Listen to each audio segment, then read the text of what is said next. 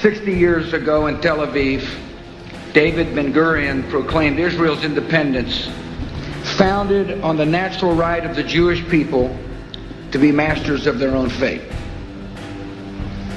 What followed was more than the establishment of a new country.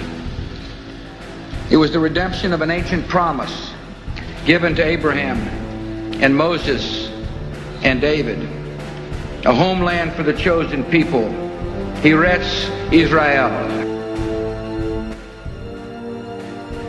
11 minutes later, on the orders of President Harry Truman, the United States was proud to be the first nation to recognize Israel's independence.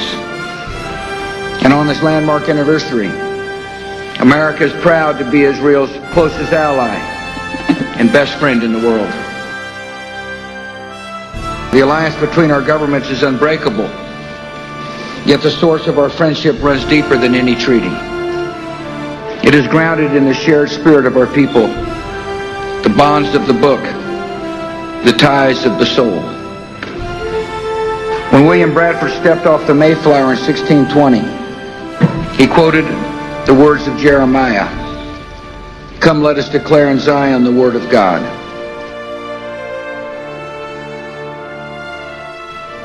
Soulless men took away lives and broke apart families. Yet they could not take away the spirit of the Jewish people, and they could not break the promise of God. Israeli soldiers swear an oath: Masada shall never fall again. Citizens of Israel, Masada shall never fall again, and America will be at your side. As we go forward, our alliance will be guided by clear principles, shared convictions rooted in moral clarity, and unswayed by popularity polls or the shifting opinions of international elites. We believe in the matchless value of every man, woman, and child. So we insist that the people of Israel have the right to a decent, normal, and peaceful life, just like the citizens of every other nation.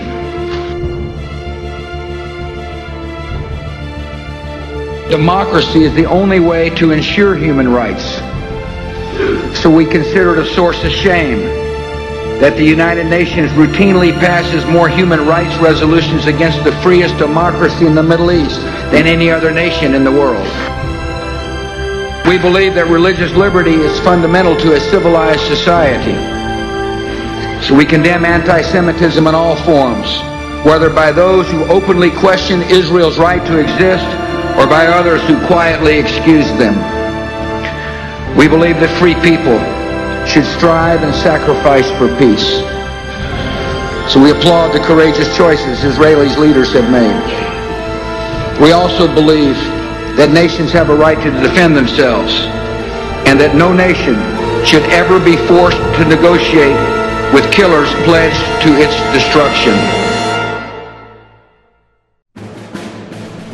On the one side are those who defend the ideals of justice and dignity with the power of reason and truth. On the other side are those who pursue a narrow vision of cruelty and control by committing murder, inciting fear, and spreading lies. This struggle is waged with the technology of the 21st century, but at its core, it is an ancient battle between good and evil. The killers claim the mantle of Islam, but they are not religious men. No one who prays to the God of Abraham could strap a suicide vest to an innocent child, or blow up guiltless guests at a Passover Seder, or fly planes into office buildings filled with unsuspecting workers. In truth, the men who carry out these savage acts serve no higher goal than their own desire for power. They accept no God before themselves, and they reserve a special hatred for the most ardent defenders of liberty, including Americans and Israelis. And that is why the founding charter of Hamas calls for the elimination of Israel. And that is why the followers of Hezbollah chant, "Death to Israel, death to America." That is why Osama bin Laden teaches that the killing of Jews and Americans is one of the biggest duties. And that is why the president of Iran dreams of returning the Middle East to the Middle Ages and calls for Israel to be wiped off the map. There are good and decent people who cannot fathom the darkness in these men and try to explain away their words. It's natural, but it is deadly wrong. As witnesses to evil in the past, we carry a solemn responsibility to take these words seriously. Jews and Americans have seen the consequences of disregarding the words of leaders who espouse hatred. And that is a mistake the world must not repeat in the 21st century. Some seem to believe that we should negotiate with the terrorists and radicals as if some ingenious argument will persuade them they have been wrong all along. We've heard this foolish delusion before. As Nazi tanks crossed into Poland in 1939, an American senator declared, "Lord, if I could only have talked to Hitler, all this might have been avoided."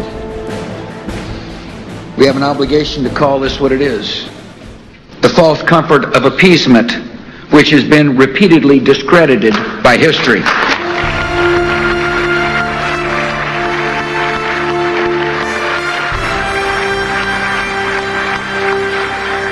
Some people suggest if the United States would just break ties with Israel, all our problems in the Middle East would go away. This is a tired argument that buys into the propaganda of the enemies of peace, and America utterly rejects it. Israel's population may be just over 7 million, but when you confront terror and evil, you are 307 million strong because the United States of America stands with you.